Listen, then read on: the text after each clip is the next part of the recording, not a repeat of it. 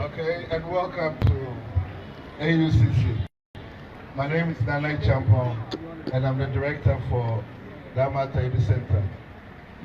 Today is a very special day because the lady whose honor we named this center is here to speak. And this is the first time in a long time, I believe. So it's really special on many occasions. The first, and Dr. Wright is here. Will you give a hand for Dr. Wright, please? Yeah. Of course, these gentlemen and ladies here need no introduction. And so, so that anybody, I'm going to ask the queen of the house, the mother of the school, and the school's own president, Dr. Margaret Wright, to welcome us to this very occasion. Sorry, please forgive me. Professor Margaret Crab, please forgive me. If I'm a listener, I give it 5.3 for that. I'm so sorry. Professor Margaret Crab, please do answer. No, I think you are right. When we were at Kimpa, they used to confuse the names.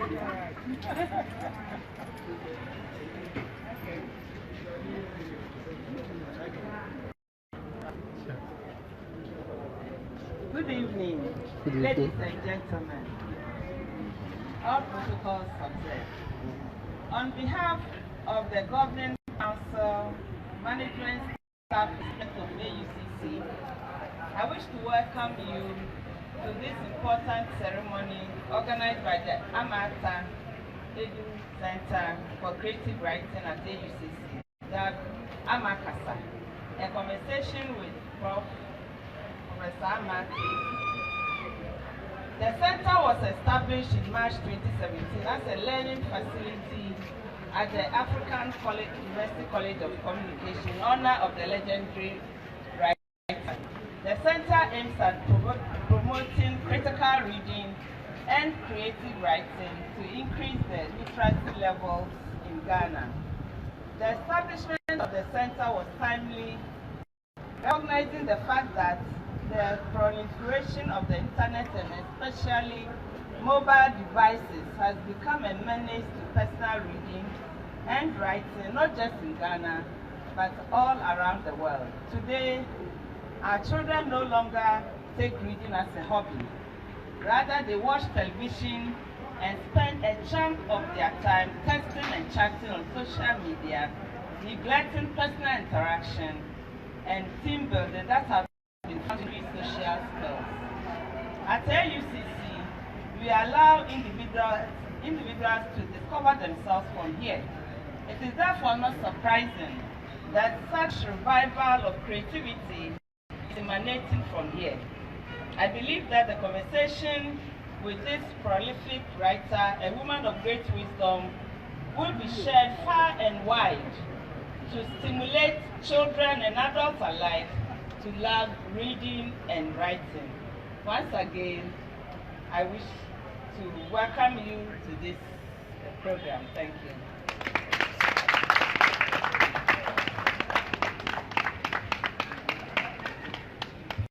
So I don't know if Ama Ata Aidoo would like to say a few words before you start your reading, or how you want to do this. But tonight is your night. This evening is for you, madam. Anyhow you want it. Yes. Thank you very much. Can we have a mic on, please? Yeah.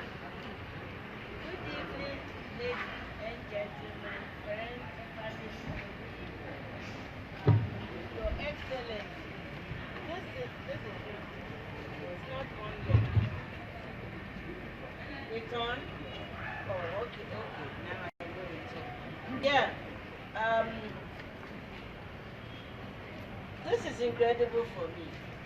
In fact, I was a bit nervous getting ready for this. And now that I'm here, it occurred to me that I needn't have been at all, because I'm just expressing my gratitude to A.U.C.C, to Kodoyanka, to the Honorable Kodoyanka, to Dr. Enim Wright Koyo, to stand. I mean, this will take the evening. And I'm not going to say that it will take the evening and so I won't be able to read. I am going to say thank you to everybody. But before I do that, let me read you one poem. You know how it is over the years, and we all go through it, I know. People call, and it's a wrong number. Sometimes, if they don't, like if they really are in a hurry or it's just a wrong number and therefore they want to be on their business, they want to be on their way, they go away. But every now and then, get a wrong number and they want to stay and chat you up. I've done about, if I wrote a poem about all the wrong numbers that wanted to, stay and chat me, I would have done that, but maybe but I've had to be selective. And so far, I've done about 6. Ladies and gentlemen, this is wrong number 2. I think I've got it perfect. The caller, when I picked up the phone, when it rang and I picked it, the caller said, "Can I, Mr. Coleman?" And this was my response later. Wrong number. Hey, are we going to have wrong number 2? No, there's no Mr. Coleman here. And no, you mustn't stay to chat me up. To warn you, historical, ancient, every ominous note intended, please, stranger, do not tarry. The path here was only accidental. The voice whose music so draws you, perchance, lies in the throat of the serpentine protrusion, 1,000 leagues long and 1,000 bushels wide, that has within its mind great mansions whose interiors of Iroko oak, cedars and sandalwood, goblets of gold and silver from mines, long collapsed and now hidden under wild flowers and foliage of the valley. Please, return to the humdrum, unromantic life you knew before you called this wrong number. Be safe. Yeah.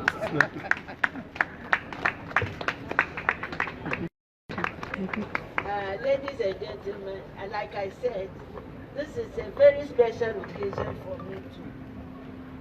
Speaking at the A.U.C.C. Center, or Ama Ata Aidoo Center here. I would really like to say, you know how traditionally, or at any rate, in earlier times among our people, when you wanted to say thank you to somebody or some people, and for something that you consider to be very important that they had done for you, you wake up very early in the morning and you ask your relatives to come with you, and you go literally at dawn to knock on the door to help you say thank you. Well, I wouldn't want to, we live in different times, so I'm not going to wait and knock on your door tomorrow morning. But please help me to say thank you, a very big thank you, to Honorable Kojo Yanka for just calling me one day, and it wasn't a wrong number, calling me one day and just telling me that he wasn't a center for creative writing and that it was named after me. I have not been able to exhale since then. Please help me to, whether it's here or not. Kojo, thank you very, very, very, very, very much. And then at the time,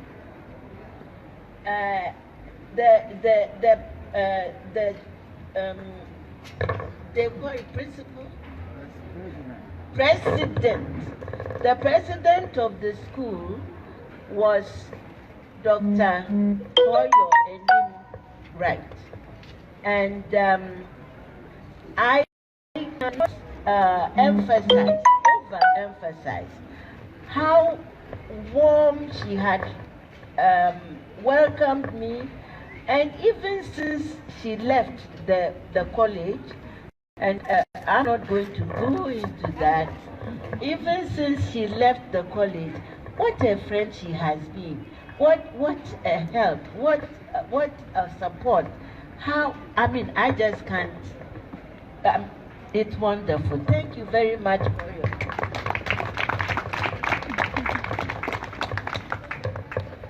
And then Sandy, jump.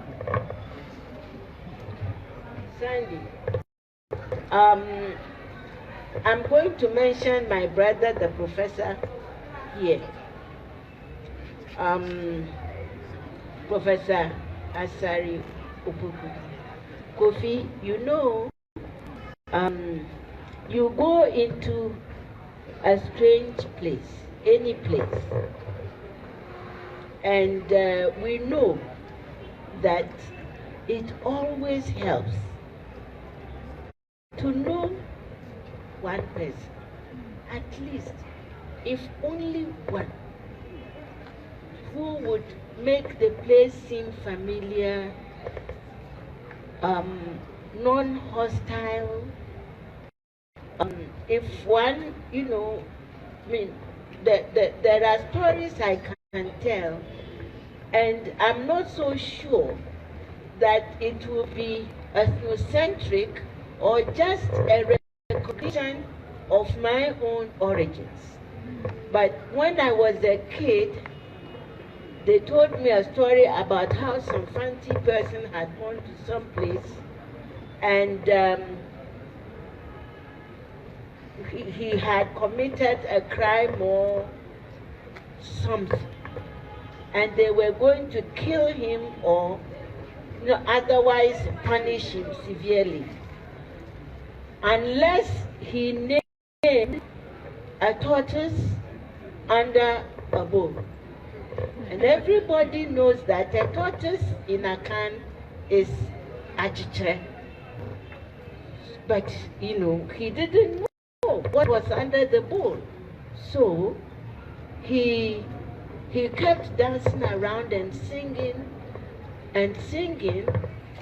and wondering what it was all about, until somebody from the crowd joined him in, you know, in the arena, in the dance, and said, "Sedero, sedero, mukrominyi fancy, sedero." And only a certain group of fancies know that achiche is a word. Kofi, it was wonderful to find you on this campus.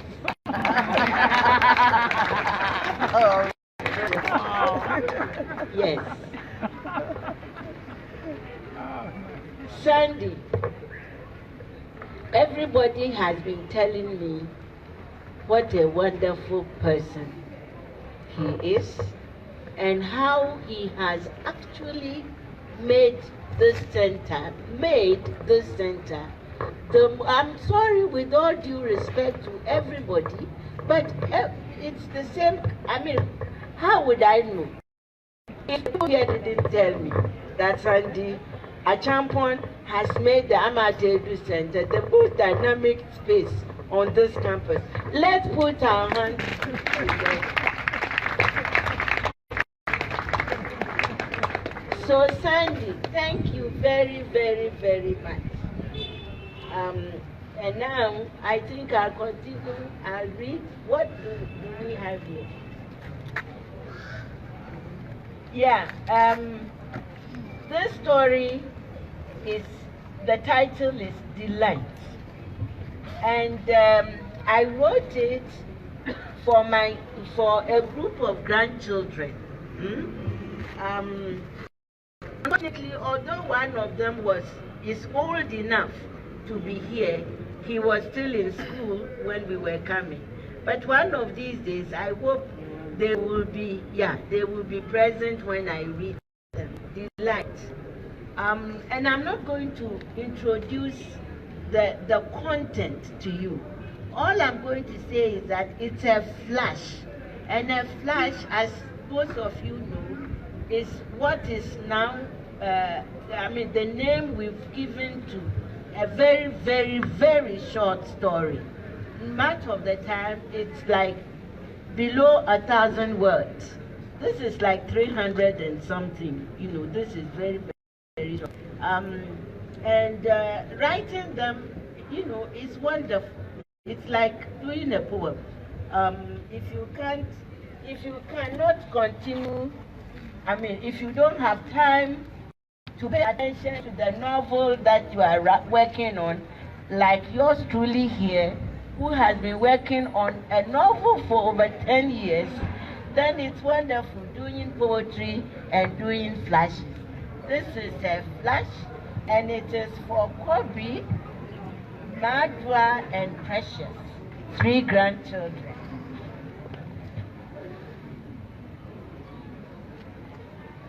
The only thing else I would say is that it's about an older woman somewhere, maybe in Accra. But please, the older woman is not me. For Kobe, Madwa, and Precious, 3 grandchildren, torturing little frogs and toads, chasing butterflies, sunbeams, raindrops, soap bubbles that fly slowly up and never come down, yellow flowers blooming in the wild or in a nicely cultivated garden.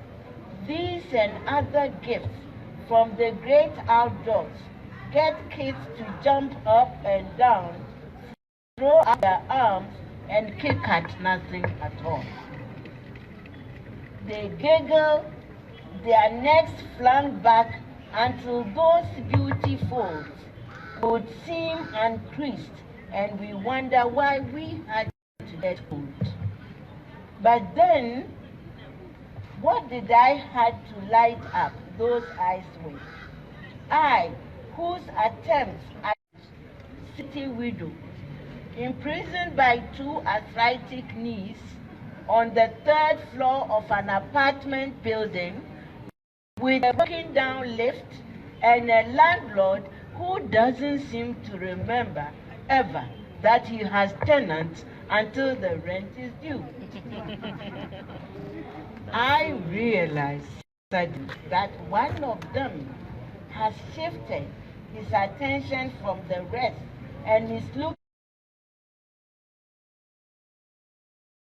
intently at what I'm doing. He is the youngest, just over 2 years old. And what am I doing but working at the fruitless task of getting my once famously beautiful fingers to forget the gnarl, the wrinkles, and the dryness. When I catch his eye, first he turns away, then he moves back to face me, fully, frontally.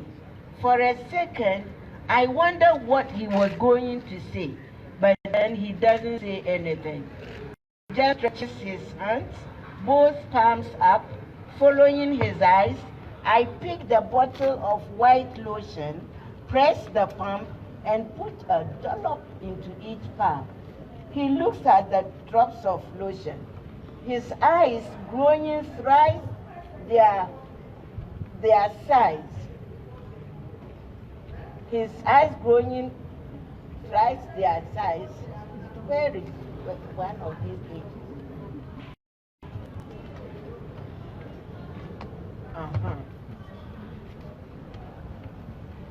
and all his funny milk teeth out, then literally drooling. He skips to show them to the others. So they too come up to me, 4 palms up. I drop lotions into each palm. Now it is not just 6 enlarged eyes, 3 drooling mouths, 3 sets of teeth all out, but also 6 flailing hands, 6 kicking legs, plus the squeals, the squeals, the squeals.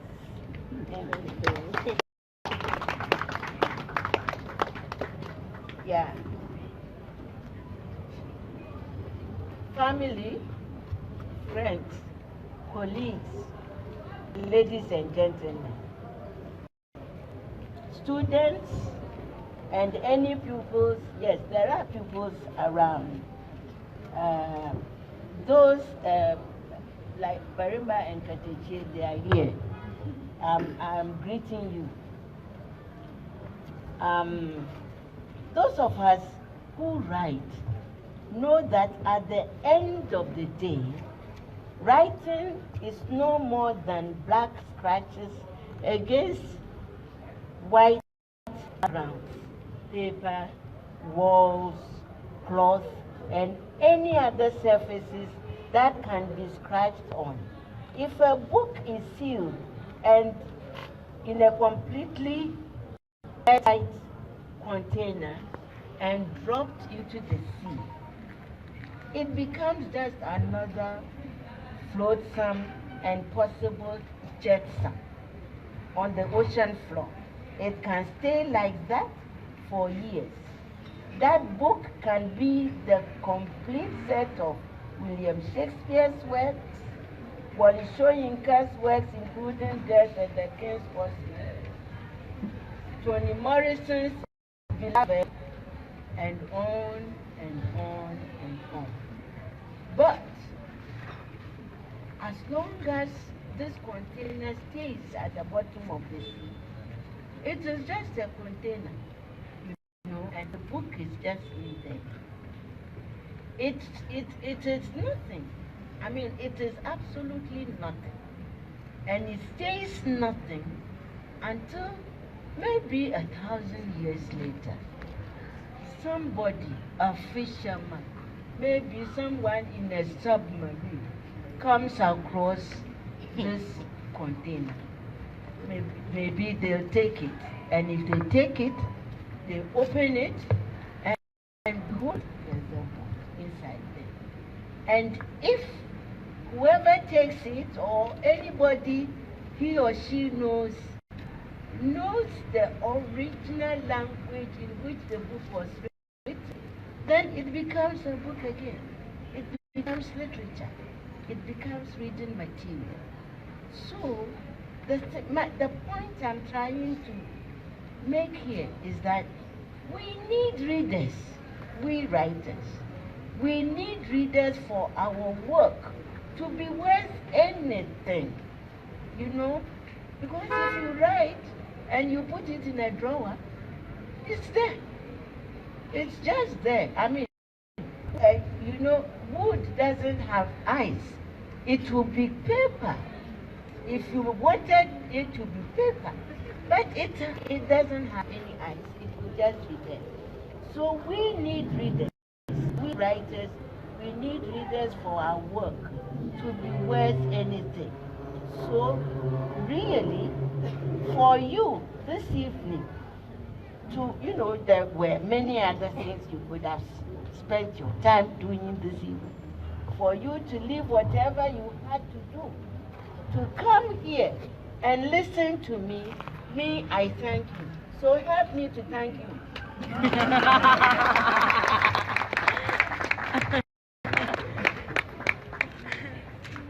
You can ask me questions. Because this isn't supposed to be a monologue. Yeah. You know, I think, please stop me and ask questions and make comments. Otherwise, that you see what they wrote, a conversation with thank you. You're welcome. So, when people call you on the phone, have you ever told them, have they asked you who are you, and have you told them Ama Ata Aidoo, and has that generated a conversation? I'm just curious. Actually, the people who call, they are not interested. They are not interested in who answers. I mean, if it is not the person they are looking for, well, it hasn't happened, you know. And if it has happened and I've forgotten, I probably will send them away with something like, oh, it doesn't matter. Actually, somebody did. Thank you. Somebody did. You know, and in fact, that wrong number, I think, is the current wrong number.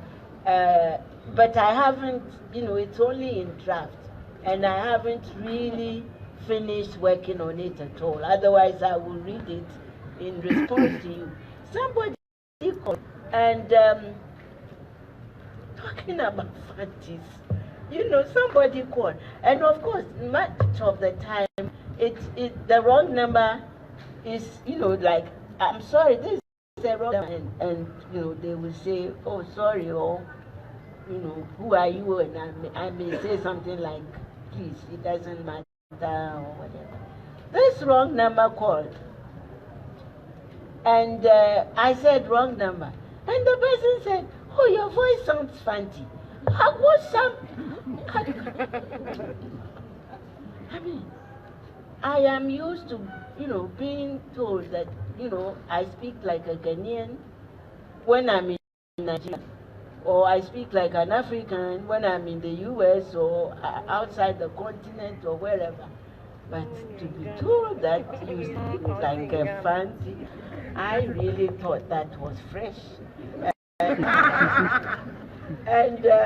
I have started writing, you know, the poem, wrong number, but I haven't finished. Anybody else? Okay. What else do we have? Please, I don't see him. Josephine. Yeah, tell me. Yeah.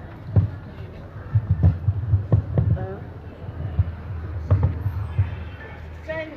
Please make sure that when people raise their hands, they, you know, you let me know, because, like have I said anything about my eyes being compromised? Oh, well, that is a whole big story. Janet and you promised to. You said that if I get to a stage where I can't read, you will come and help. That's why we're sitting here. There's a question for you. Please. Yes. Mine, quite a few questions, but I'll squeeze them. Don't worry, we are here for you. Yeah. The first one is, how many books do you read a year? And then the second one is, what's your worst best habit? The one is, what's your best worst habit? You mean like best? Your best worst habit and your worst best habit. Let you repeat each of them. Now, how many books do I read a year? Now, not many.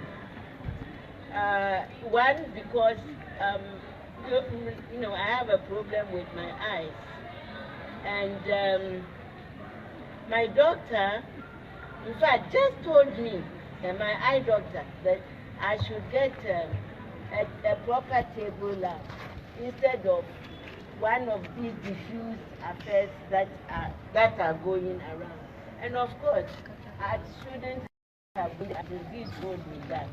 But because because my eyes are slightly compromised, I haven't been reading much these days.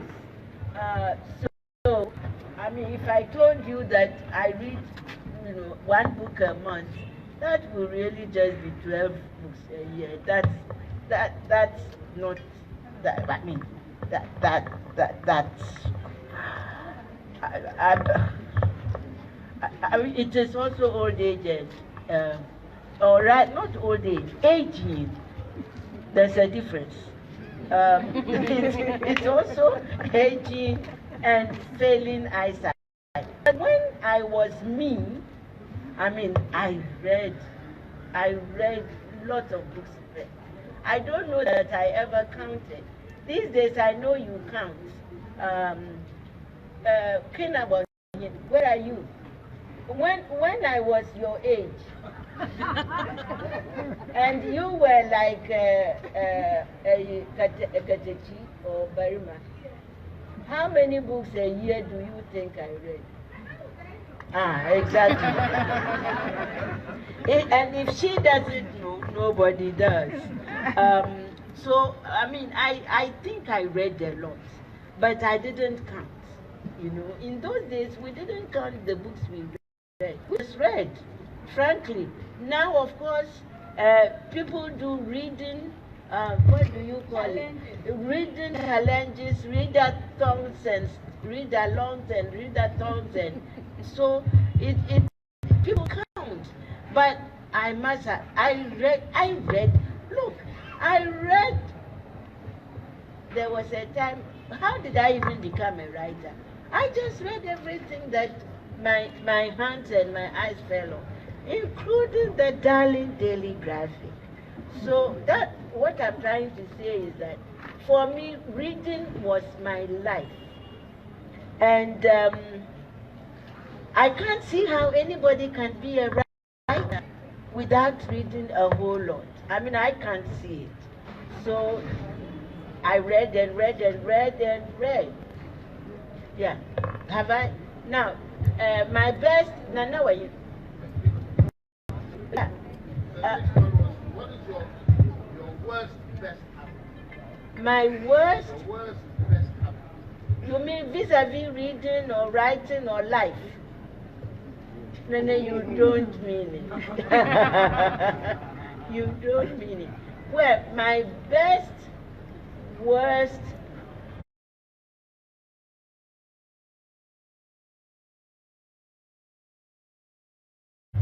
habit is like when, especially when I want to write, I don't want to see anybody. I don't. And my daughter will tell you this.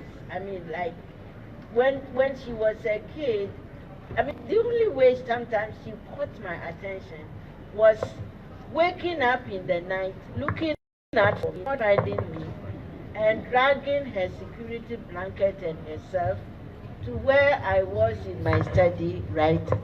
So that definitely was my what? Worst, best habit. Now, my best worst habit. I love cooking and I love food.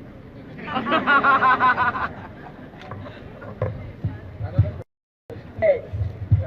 My name is Anumyam. Anumyam? Yes, I'm a writer and a founding member of the Pan-African Writers Association. Ama Ata Aidoo, it seems you're on the same wavelength because I just want you to tell the students here about your experiences while you were a student at their age. I know you were writing for the Legonite, and standard, some of your works I have read in the Legonite, the standard is very, very, very high. I mean, what was it like during those days? What made you, so good even at that age? No, he's asking me to praise myself. Yes. No, the thing is, as we say here, you know, what I'm trying to say is, on one hand, there must be something called talent, but frankly, I believe that everybody can write. You see, the moment you go, I mean, into the issue of quality, that second and third, you know what I mean? I think basically what I would like to say is that people, hey Nana, look at you. I haven't seen her in ages. You see, the thing is to encourage ourselves and everybody to write. That's number one.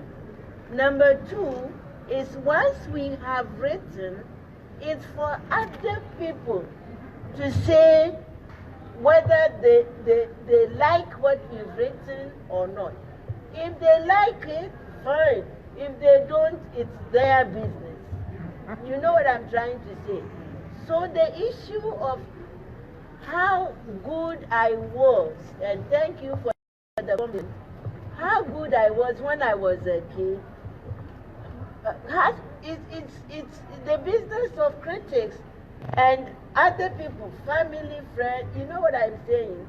The people who read you, the people who listen to you, if they like what you are doing, then it's wonderful. Otherwise, as for you, the writer, all you have to do is to sit down and write. After that, leave it to them. And of course, the publishers. And that's, you know, I don't want to start crying, so I don't want to start talking about publishers right now. But have I responded? Yeah, thank you very much. Is that all?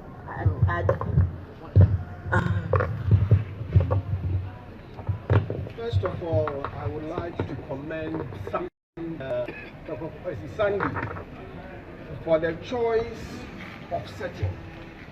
This looks like all of us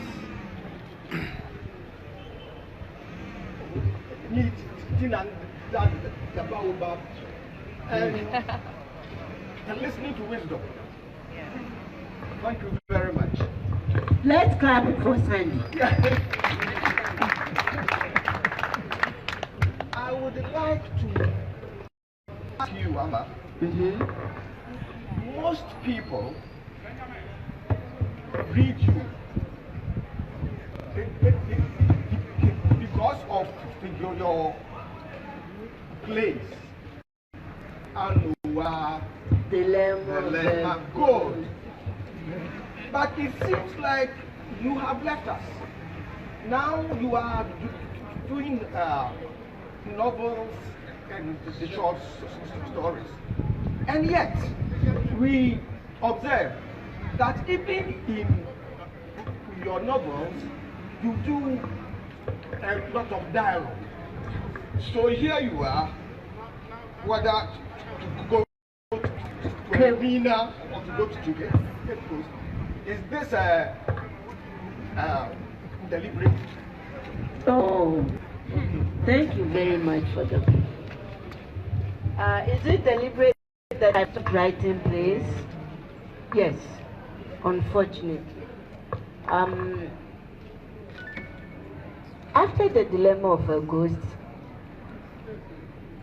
I started traveling, and Anua was actually completed as a play between, I don't know, Los Angeles and Montreal and Oxford in England, where I had gone to hide.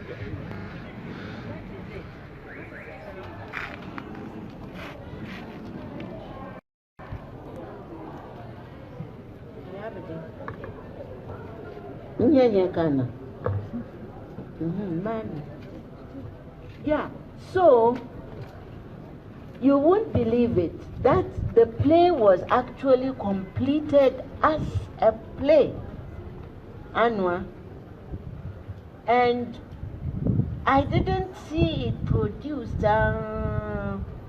until I returned to Ghana, and then I didn't stay too long. I was in Kenya, and I was in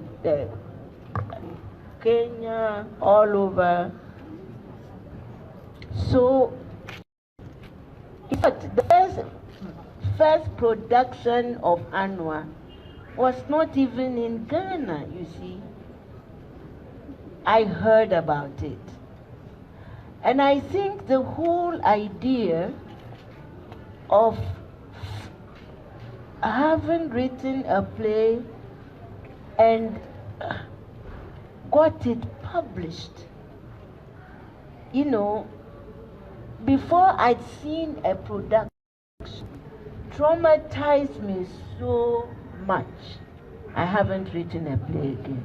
That's the only explanation. I mean, it was like I have never forgiven myself that Anwa was published as a book before I saw a production. What's the point? What I mean, a play is a process, you know. I mean, there is what the director brings to it, the producer brings to it, what the actors and the actors bring to it, and so on and so forth. The costume people, the lighting. What's the point in writing a play if it's going to be published as a book before? That's the only explanation. Deliberately, you said, did I deliberately? Yeah, deliberately, but not so deliberately either. I'm sorry. My daughter and her friends are trying to get me to write a play. But, I don't know. We will see. They've given me 2 years. So, if in 2 years I hadn't written a play, then bye-bye, drama. Sorry. Yes, young man.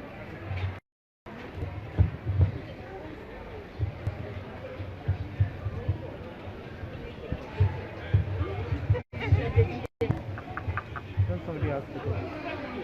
You wanted to ask me a question? Please come and ask. No, he's brave enough to ask. That's fine. Because Petrified. go on. He's shy. You can go on now. We can talk. No. Did he want to ask the question or someone is pushing him to ask the question? Don't do that to him. No. A riddle. Oh, he wanted to ask a riddle. To ask me a riddle? Ooh, now I'm going to be put on the spot. Because I may not. Yeah. Oh, you ask your riddle. If I don't get it, I will throw it to the audience. I am as light as a feather, but not even the strongest man can hold me for 5 minutes. You don't mean the air. Of course. Oh, I got it. Yes.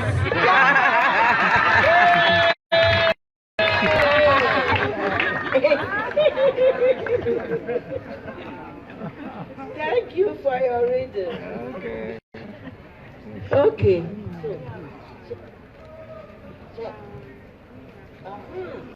Shall I read them something else?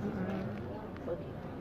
Shall I read you something else? Tell me, hey, Sandy, are you here?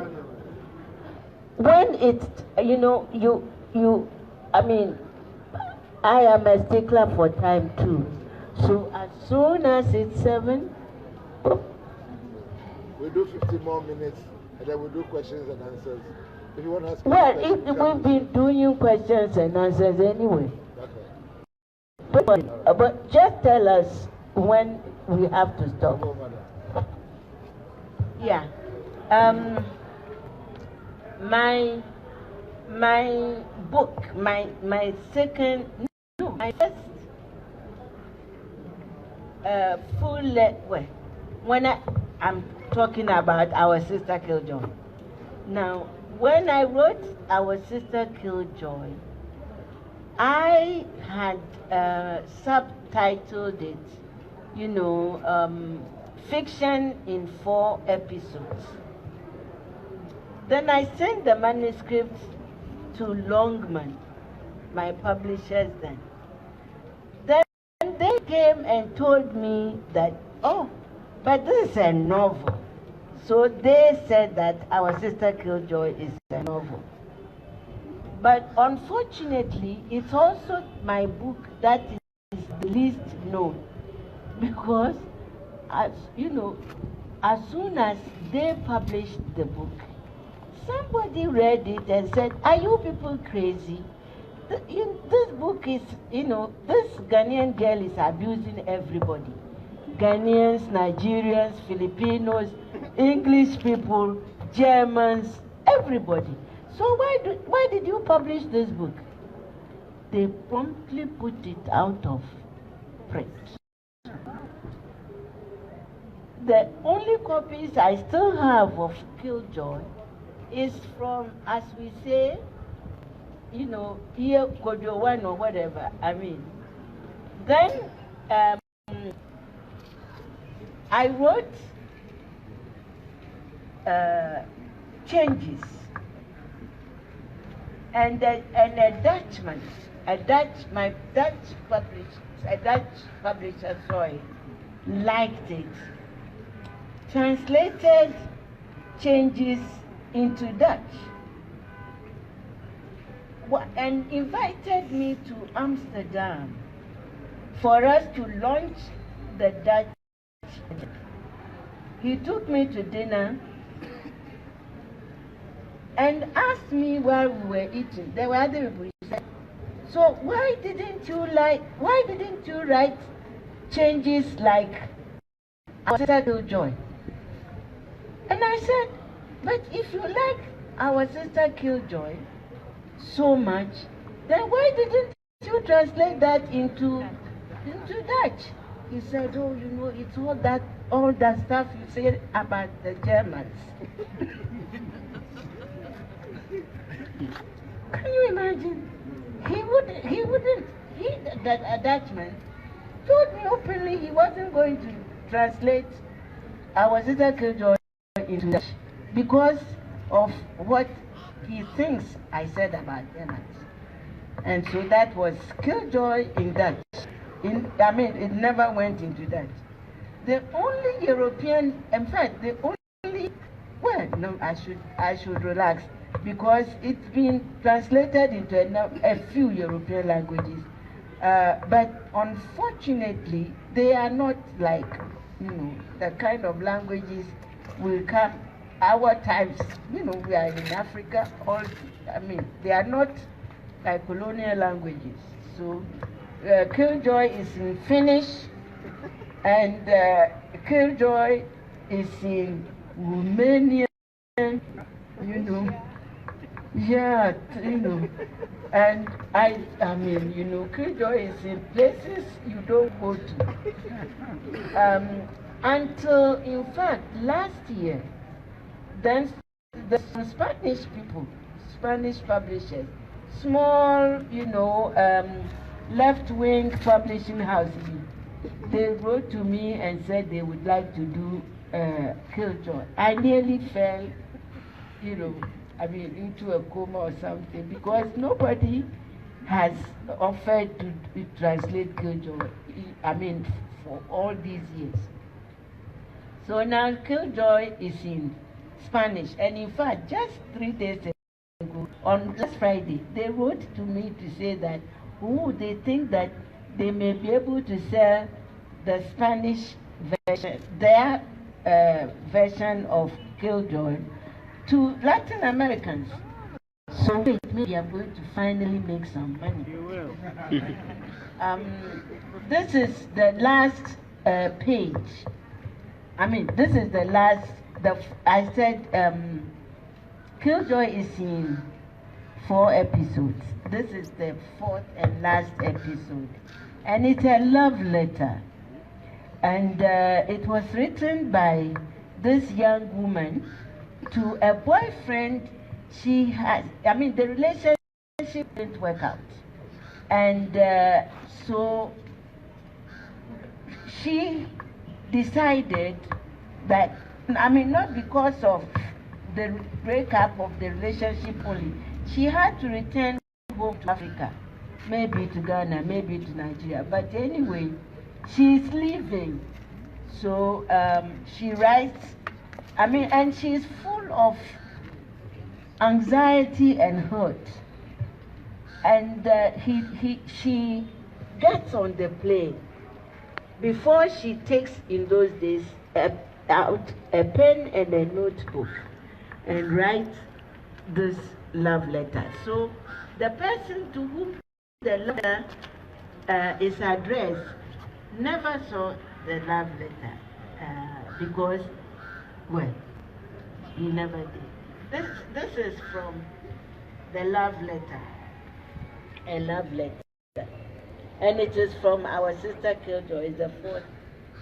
Said an anxious African American student to a visiting African professor, "Sir, please tell me, is Egypt in Africa?"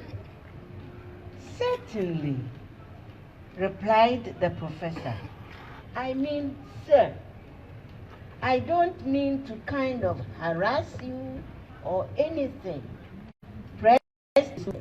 But did the Egyptians who built the pyramids, you know, the pharaohs and all, were they African?" "My dear young man," said the visiting professor, "to give you the decent answer your anxiety demands, I would have to tell you a detailed history of the African continent. And to do that, I shall have to speak every day, 24 hours a day, for at least 3,000 years. And I don't mean to be rude to you or anything, but who has that kind of time?" And here's the letter itself. Now, my precious something, first of all, there is this language. This language. Yes, I remember promising you that I was going to try and be positive about everything. Since you reminded me that the negative is so corrosive, you even went on to give me an illustration of what you meant with an example from medicine. That negativism is malign like cancer. It chokes all life within its reach as it grows. I nodded agreement. My eyes lightened up at how professionally clear you always are. But I remember too that when I attempted to grasp your point better by suggesting a political parallel, that negativism then must be like the expansion of Western civilization in modern times, because it chokes all life and even eliminates whole races of people in its path of growth. You said, laughing. There you go again, you see. You are so serious. But how can I help being serious? My love? What positive is there to be when I cannot even give voice to my soul and still have her heard? Since so far I have only been able to use a language that enslaved me, and therefore the messengers of my mind always come shackled. I know you would scream at me, full of laughter, pacing the tiny room, your quick steps eating up its spaces. We now and then could see. Shackled, Sissy, your thoughts? Don't you think you are overdoing the modesty bit? Maybe you would feel embarrassed if you try to be lyrical about the freshness of the air at midway or the essence of polite conversation for those who go to tea with the English royal family. But your thoughts on any other subject never come. Someone else, perhaps, but yours, no. And you know that. I would sense a warmness creeping around my neck at your appreciation of me. Yet I would also be aware of a certain anxiety. Dear Lord, all you radicals make me sick. How oversensitive do you people want to be? What exactly do you mean? Many areas of our lives where we are unable to operate meaningfully. Listen, why do you people like prison time? Eh? Hey, don't freeze time. Don't lock it up in a capsule of tragic visions. Let it be so that it can move. Let time move. Your eyes would get quite fierce, and I would feel ashamed. But I know that I'm also right. Of course, I agree with you about let time move. But my darling, we have got to give it something to carry. Time by itself means nothing, no matter how fast it moves, unless we give it something to carry for us, something we value, because it is such a precious vehicle. It's time. Thank you very much.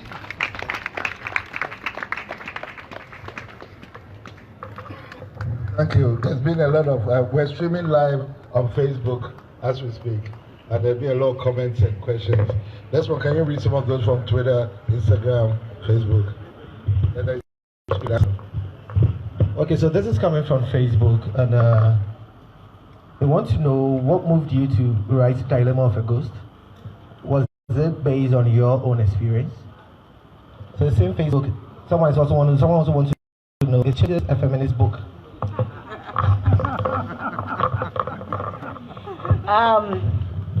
Can I take those two? Yeah. What made me write The Dilemma of a Ghost? Yes. Is it a personal experience? Yes. And, well, when I was at Legon as an undergraduate, you know, in those days, it was before the coup, and the in Ghana, as far as some of us are concerned. And there were lots of people from the African diaspora in Ghana, from the Caribbean, from Africa, America, from Europe, and so on and so forth. So, I mean, I had lots of, I mean, not lots, but I knew people from these places, including Maya Angelou, and here I am deliberately dropping names because when Malcolm X visited and spoke at the Great Hall, I was there. A clap for me. And clap for Malcolm. Or because I can't, you know, and then he went back and got shot, right? Anyway, yes, that's what happened. That's what happened. That's another long story. One of our big tragic ones. So, although at the time I had not been to the United States, so you know, it's amazing. In that sense, it wasn't a personal experience, and all the that I got from my African American friends. But of course, that is the ukulele part. The other half, which is at home, and it's you know, people, that's here, that's personal. I mean, yeah. So that's me and the dilemma. What was the other question? Changes. Is it a feminist book? Oh, first of all, why should people ask that, you know, what would you do if I said yes? You would you, I mean, Facebook person, would you stop? We don't. Because they are written by men. And everybody assumes that it's all right to write about, all right for men to write about men without necessarily going into analysis about that one. What makes it so crazy is that they expect women writers to write about men only. No, we don't. So, Madam, I have a question here. Yes. Somebody from Facebook wants to know, have you considered writing for our local screens, as in for Ghanaian movie industry? Well, the question okay, Yabuabing, he wants to know whether you have considered writing for the local screens, as in the Ghanaian movie industry. Well, yes. I haven't considered it, and you know why? I'll tell you why. I took a short course at Yale University, very short, in film, whatever, you know, in film screenwriting. But then after I left, I didn't follow it up. You know, I just, it seemed like, you know, I already do poetry, I do short stories, I do drama, I've done novel. Maybe the screenwriting bit wasn't, you know, like, it was too much. So it is not a question of not considering, it's just that I haven't even dealt with the idea. What I had hoped though from the local film industry is that I have so many filmable material. I've already produced so much filmable material. People should look at what I've written, and there's so many of these short stories you can make into films. That would be nice, wouldn't it? Yes. One more 7. Since it's close to 7, it will be my last question. It's 6 o'clock. You've mentioned a couple of very powerful people this evening. You mentioned the first president of this university, Mr. Kojoyanka. You've mentioned Maya Angelou. You've mentioned Malcolm X. Have you written about them? I ask this especially based on how you went on Malcolm X. You said that's another story, and it's a great. Well, it is. So it will be interesting to know your documented thoughts about people like that who you encountered. First of all, thank you very much. You know, I do some of these things deliberately because, you know, like if I don't drop the name of Malcolm X, I mean, people, you know, there are people here who don't, maybe since we are here in Ghana, maybe everybody here knows about Malcolm. But how many people really know about us?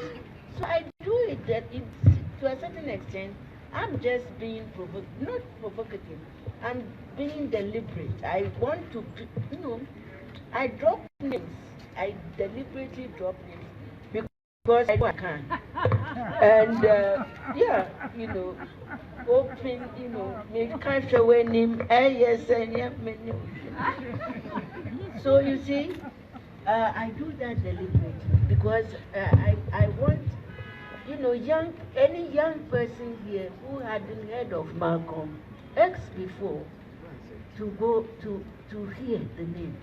And, you know, if they are too shy to ask who he is or what, today Google, Wikipedia, you go there, they will tell you about these people.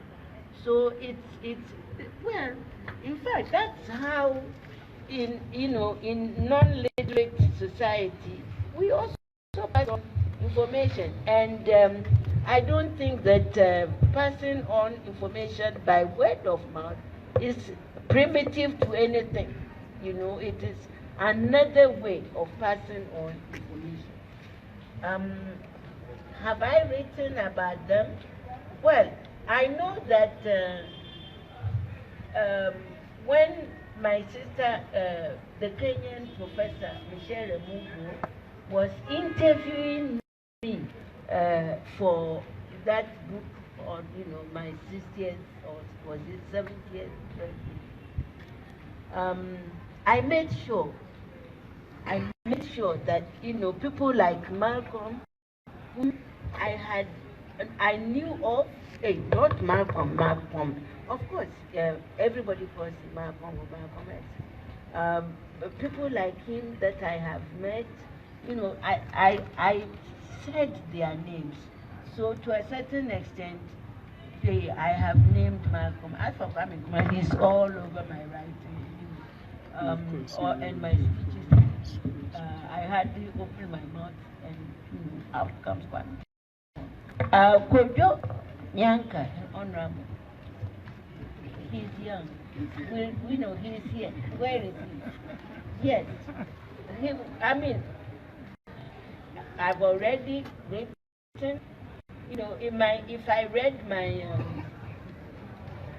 my intro, he's already there. So you know perfectly well that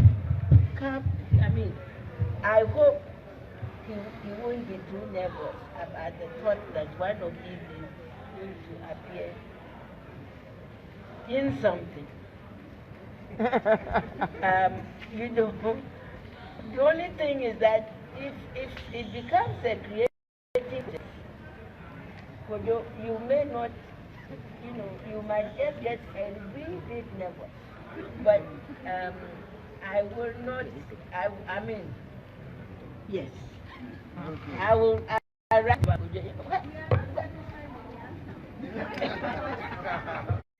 The question is whether her memoirs will be good. Oh, is it my memoirs? The question, whether you will write about those times. Not whether you Kina, don't write on Nana's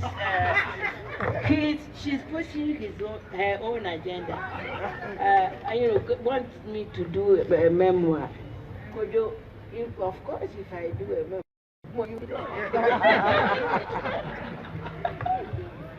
you will definitely, my goodness, you will be there. You'll be there. So don't worry. I'll write. Please, I'm not sure. I read in the carton of a drink in the book No Sweetness Here, and I have two questions. The first is why the author, why you didn't mention what actually happened to Mansa in the book before she became like that at the end. Like what? Like with the description given to her, I think she was a prostitute. She became a prostitute after she had been taken to a woman to train her in sewing. So, if you can deduce that she became a prostitute, what do you think other people can? No, the question is, what happened to her before she became that? Because she was taken to be trained as a seamstress. Yeah, what happened? Yes. So why did she become a prostitute? Well, things happen in a big city to young girls from the rural areas. That's what happened to her. In between when she was given to a relative to be brought to Accra or the city, she was a young, innocent child. Now, what we don't know, how long does it take and her I to write a can't book, tell and has there you, been any start where she started was and doesn't continue? exactly the question you are asking me. You know, sometimes, and now that you brought it up, I can also tell you that sometimes writers, I mean, the best, some good writing, and what your question is that in the curtain of a drink is a good short story. Leaves, you know, they leave, or I mean, any good writing should leave some things to the imagination of the reader. You can't go telling the reader everything. Then it becomes boring. Do you see? When she came into the city, her people genuinely had handed her over to an aunt, right? Or some, you know, a close relative to train her to be, yeah, a seamstress. And then this happened. And she ended up being, you know, a sex worker. We don't say prostitute anymore. No, a sex worker. You see? So that's what I'm trying to say is that I think some of these things, I mean, I can tell you how she became a prostitute, but why should I? You know, you can also fill in the spaces. Do you see? She met somebody and asking why. But it is true. That's what the human imagination is for. I mean, sometimes, you know, I can tell you that, of course, she was staying with the aunt, and part of the story goes like this. The aunt was a wicked woman, and therefore, instead of teaching the young girl to be a dressmaker, she was farming her out to her male friends to sleep with. That's one way. Or her husband was sleeping with the girl, and she got scared and ran away and fell into bad hands. Like, what do we do we have pimps in Ghana? And then they turn her into a person. Do you see? I mean, the way to this, half of the time, sometimes we writers depend on you readers, yeah, to complete things for us. Do you see? Because then it becomes interesting. The fact that you are asking me this question means that your mind has been playing with this since you read the book, and it's not a bad thing. She still looks dissatisfied.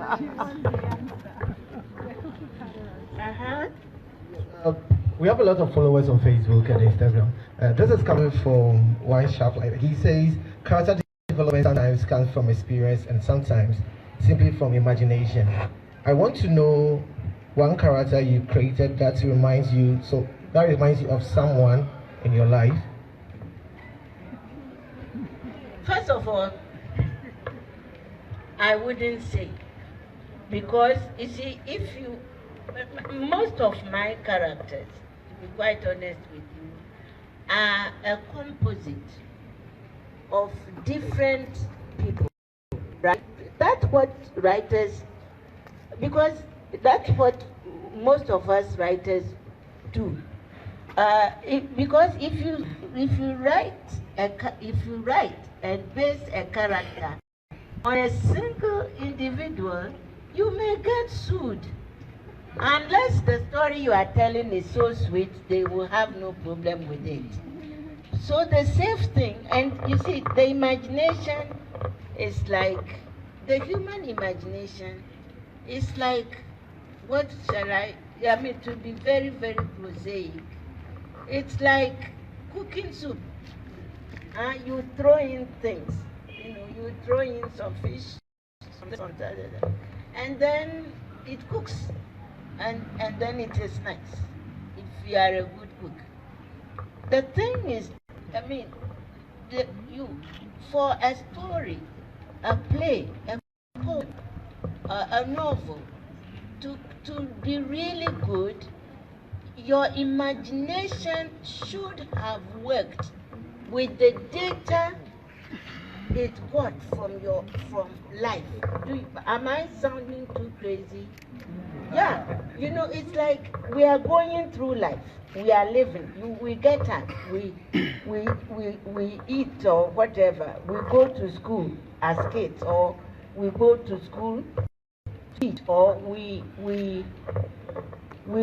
go to the market to sell, or we go and open up the shop. We live, and as we are moving through life, through the air around us, we encounter life, right? And our imagination doesn't ask our permission. When it is absorbing from around us, and our imagination does exactly what it likes. It takes what it likes and does exactly what it likes with what it has taken. You see? So that's the writing process. If you took, like, I'm quite sure that I could write a story about my sister. But my goodness, she wouldn't like it. You know what I'm saying? I mean, she's my relative. And therefore, I am very much aware of all, if not all her faults, quite a number of her faults. And they may come into the book. Now, why do you want to go and annoy your sister? So, I leave her alone.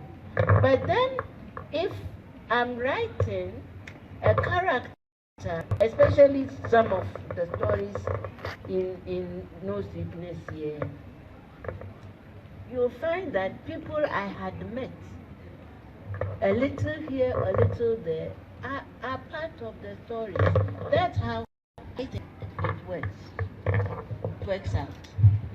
Oh. Have I answered the question? Facebook. Please, I would like to find out, do you write your, my name is Ruben Tete. Do you write your titles before writing and developing the stories, or you develop the stories first before you write down your titles? What a brilliant question. Yeah, some titles, I don't even know how, some titles come before the story or the poem or even the novel. But I think with me, the story, the novel, the poem, whatever I'm writing, comes first. But then, half of the time too, as soon as I start writing, I get a title. Sometimes one title, the first title I get, most of the time with me anyway, the first title I get is probably what will stay, what will remain. But there is room to change, and that's why the notion of working title exists. That a writer is permitted to change a title she doesn't like or he doesn't particularly take to. But it can work. What I want to say is that it can work either way. Have you you can get your title before the story, or you can get the title after the story or during the story. I mean, I don't think there is fast and hard. Which is interesting asking me this question right now, because about 2 days or 3 days ago, I wrote a title for a short story or so for something. I said abandonment. It's still on my iPad. But I don't know what now, where the story itself went, you know. So the abandonment has abandoned you. And so it's Chosen. a very relaxed process, giving title to a piece of writing. What I have discovered is that a bad, it's a symptom to read a book with a bad title and find it. I mean, good titles come with good books. So if, there has been some terrible titles, I won't name them, and where the stories have come out good, but they are rare. Please, my second question.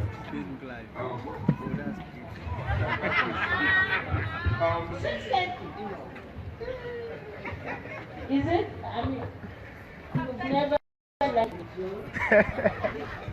then I think I better drink some water. Yeah, please ask the question. Please, has there been an instance where you started writing a particular story and it got to a point where you didn't know the direction to go, so you have to stop the story? Oh, yeah. So it has happened, not too many times, but it has definitely happened to me once or twice. And when thank you very much. When the good thing about the computer, of course, now, is that if you start a story, if it's not going anywhere, you file it. You know, I used to, you do the first month, and you were offended.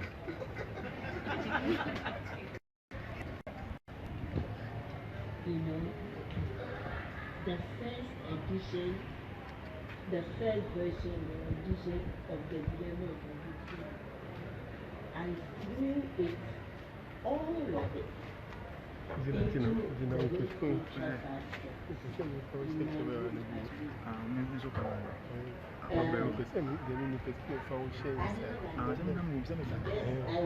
the whole thing. I read it and said, I think there was nothing I said anyway. Of course, today I wouldn't do it.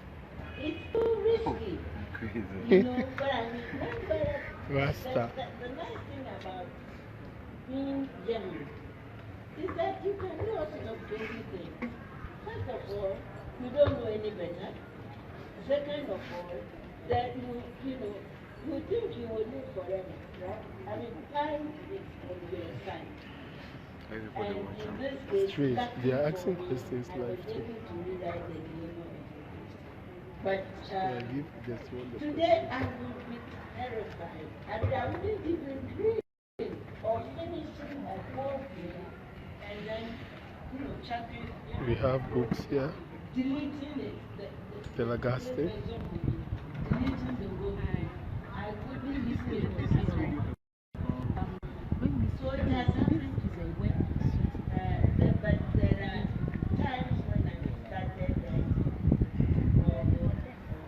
when Miski was sitting here, she wanted definitely the longer words. And I got to that definitely.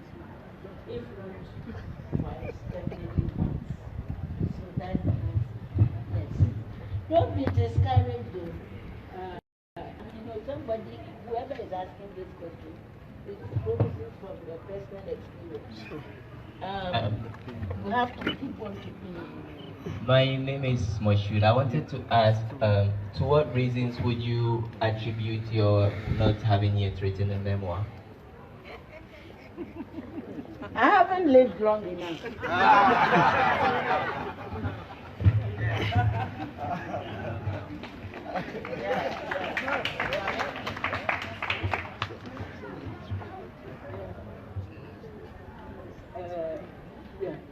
mean, the other reason is also that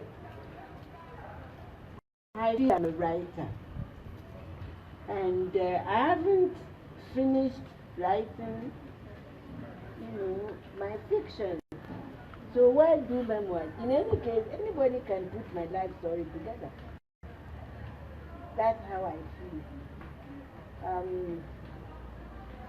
The third reason is also why some people don't do memoirs. It's too risky. Either you are going to lie half of the time, or tell some truth you don't want people to know. Me, I am terrified.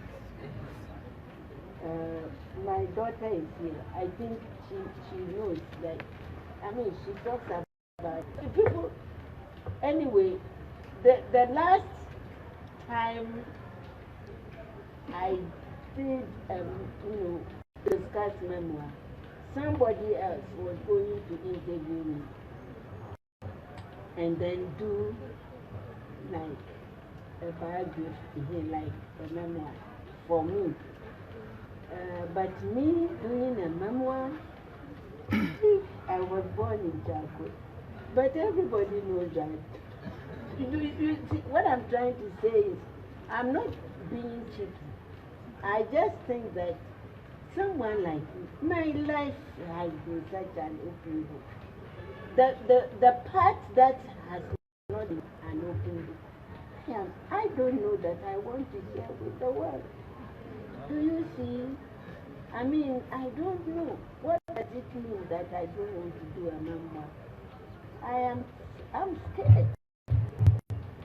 I'm scared. And in that sense, I respect, people like this honorable. I mean, they have courage.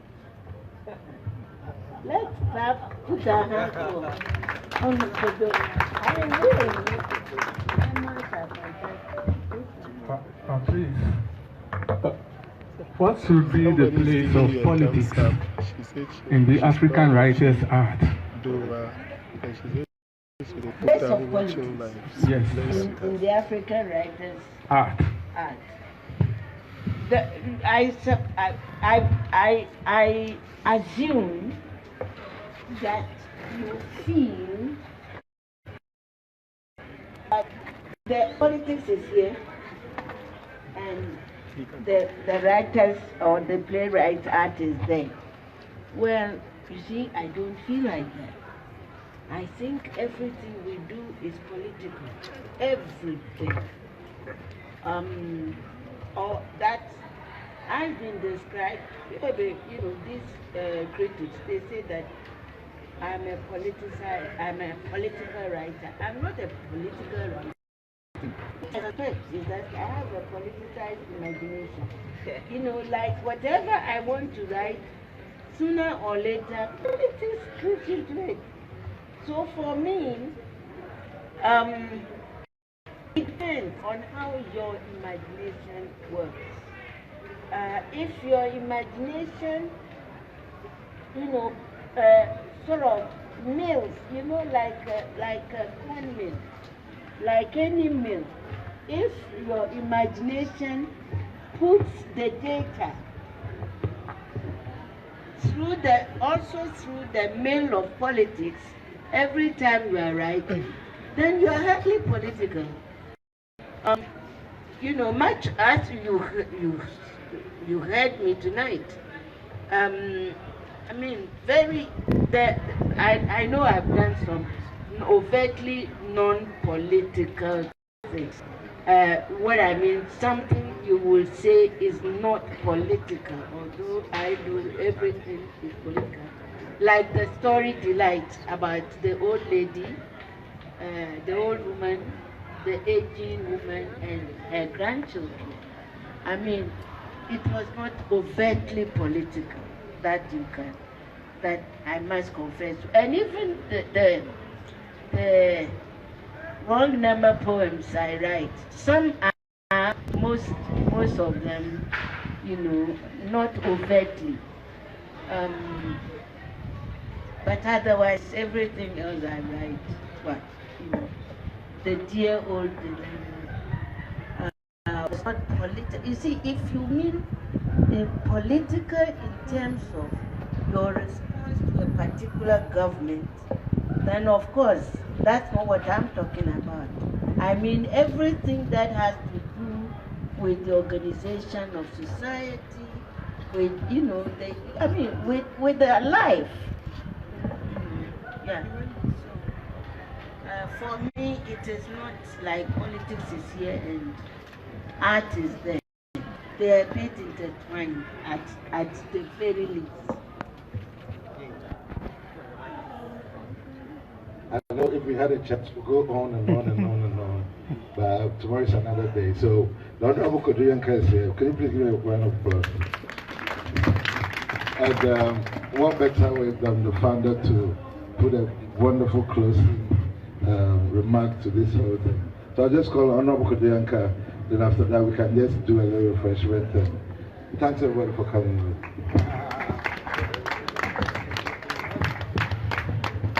Give me a...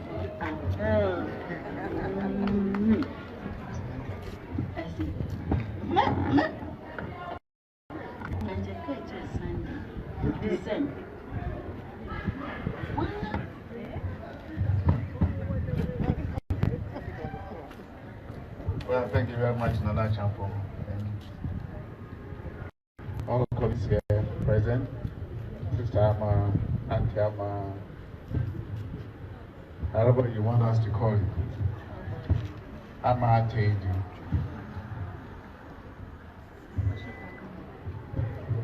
I'm just wondering. We've asked them. And it's also part, probably, of the hidden agenda for naming this center after Ama Ata Aidoo.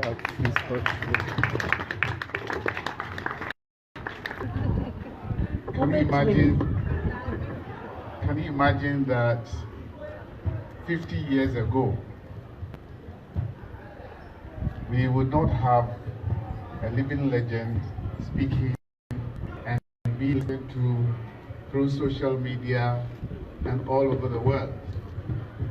And if we had decided to wait until something terribly happened before we named Ama Ata Aidoo after a center, we will have the opportunity to listen to her and then send the message across the oceans for thousands and many more to listen to you. So at least I have been exonerated. More than. But let me say this. Sometime 2-3 years ago, I had the opportunity to write an article entitled "Our Thought Base is Faulty." And I was inspired by a young student Ama Ata Aidoo Center, who was a school prefect in a secondary school in Ghana, given the opportunity to speak as a head prefect report, and all his quotations. For creative writing, so we are using this young of about 17, 18, all his quotations were from American poets, English poets, nothing from any African. And people applauded because they thought, oh, I. And I came back very disturbed, saying that here we are. We have our own literary giants on this continent. We have writers, we have dramatists, we have poets whose works are probably known in some parts of the world better than in their own home.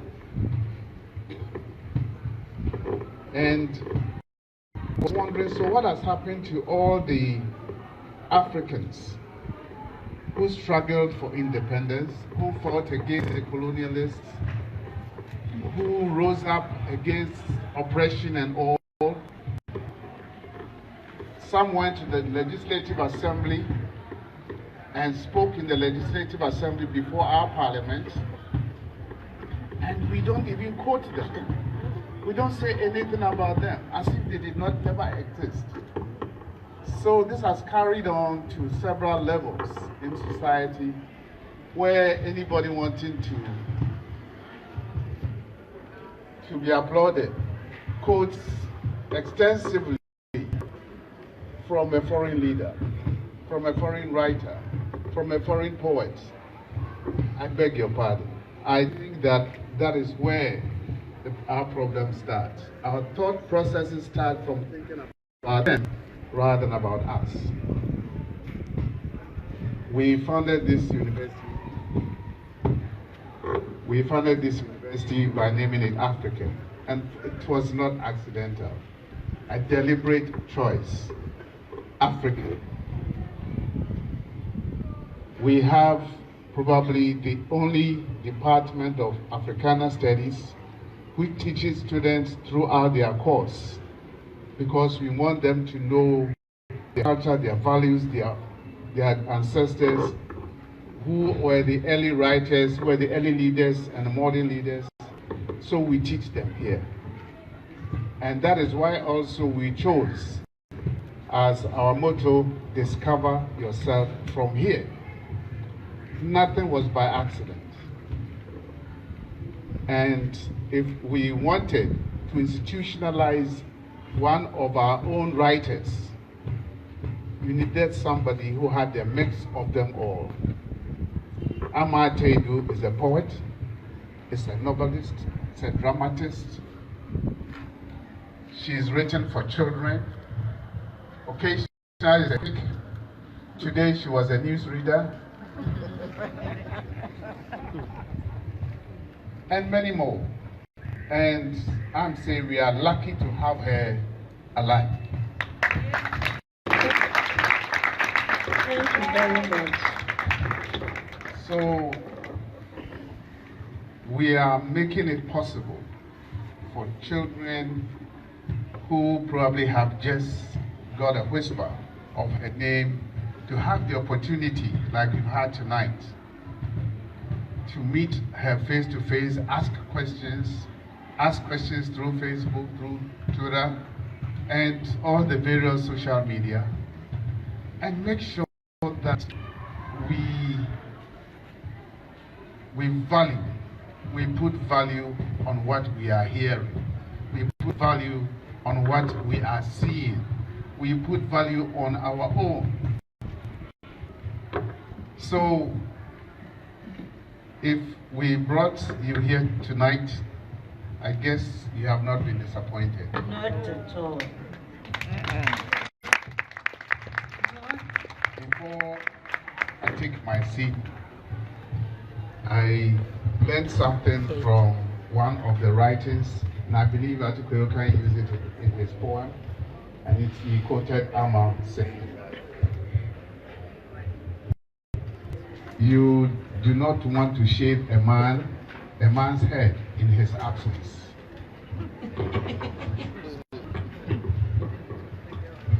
We did not want to tell lies about Ama in her absence. So Ama Ata Aidoo is here. Tonight we've had the opportunity to interact with her. Periodically we'll try to bring her here. And more important, from tomorrow, we are launching a School of Creative Arts here.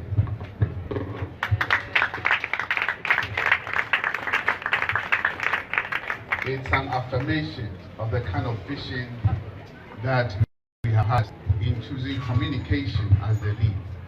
We need to communicate ourselves, and we are going to do more through creative arts.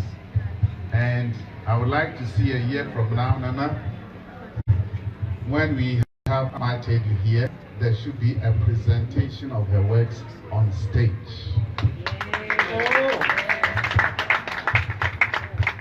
So, ladies and gentlemen, thank you very much for coming. I believe that the story does not end here.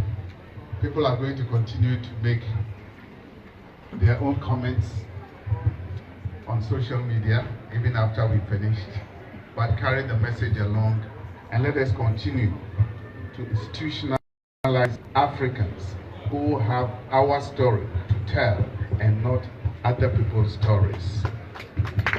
I would like to end by quoting a proverb that Professor Kofi Asarapoku taught me. He said, "You cannot fly with somebody else's wings." So let us continue to fly with our wings. Thank you. Okay, we're supposed to finish now, but I can't miss this part. The wonderful Queen Mother of Adabraka Tupa